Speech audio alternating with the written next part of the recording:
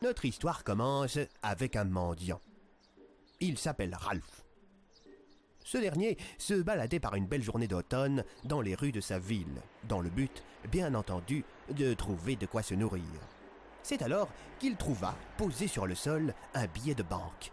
Il le prit, mais que pouvait-il bien en faire? Acheter de la nourriture ou tenter de gagner un peu plus avec un ticket de loto? C'est sans regret que notre mendiant choisit de placer ses espoirs dans un ticket de loterie. Lorsqu'il rentra au refuge après sa découverte, il emprunta la radio de son ami Richard, qui lui aussi est un sans-abri, afin de connaître les résultats de la loterie. Contre toutes les attentes possibles, Ralph gagna la somme de 80 millions de dollars. Une vraie chance de cocu.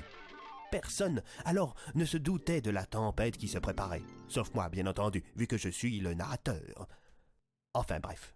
Après avoir retiré son gain, il décida d'acheter une villa somptueuse à la hauteur de sa nouvelle fortune. Le choix fut difficile à faire face à tous ces palaces. Cependant, il y a une villa qui sortit du lot jusqu'à provoquer la curiosité de notre ami nouveau riche. Salon, salle de jeu, spa, piscine, lit king size et du petit personnel pour vous servir en cuisine. Qu'est-ce qu'il vous faut de plus? Et un grenier, y en a un? Oui, absolument. Cependant, je vous demanderai de ne pas y aller tout de suite. Je ne peux pas vous en dire plus, mais c'est temporaire. Il acheta donc la villa sans se poser plus de questions.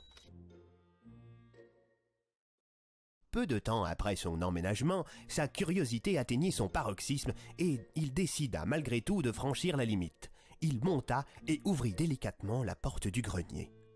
Ce qu'il y vit fut pour le moins surprenant. Un gorille encagé se tenait devant lui, un véritable géant endormi. Empli de peur devant l'animal, il décida de rebrousser chemin, mais cette fois-ci en faisant craquer le parquet.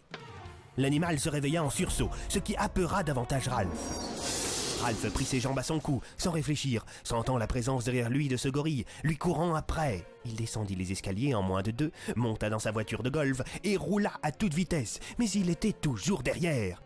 Arrivé à l'aéroport, il sauta dans son jet privé et décolla sur le champ. C'est lorsque Ralph décompressa, en commandant un verre de cognac, qu'il vit avec stupeur par le hublot le gorille accroché à une aile de l'avion. Il semblait difficilement, mais dangereusement se rapprocher d'une porte de secours. Affolé, Ralph décida de prendre un parachute et de sauter. À peine atterrit-il sur le sable chaud d'un désert qu'un bruit retentit. C'était encore le gorille. Après une journée de course intense dans le désert, Ralph tomba d'épuisement. Les bruits de pas du gorille s'amplifiaient jusqu'à ce que ce dernier soit à côté de Ralph. Il entendit le gorille inspirer très fort, comme pour hurler une dernière fois avant de le tuer. Il sentit une pression sur son épaule droite et l'animal lui lança « C'est toi le chat !»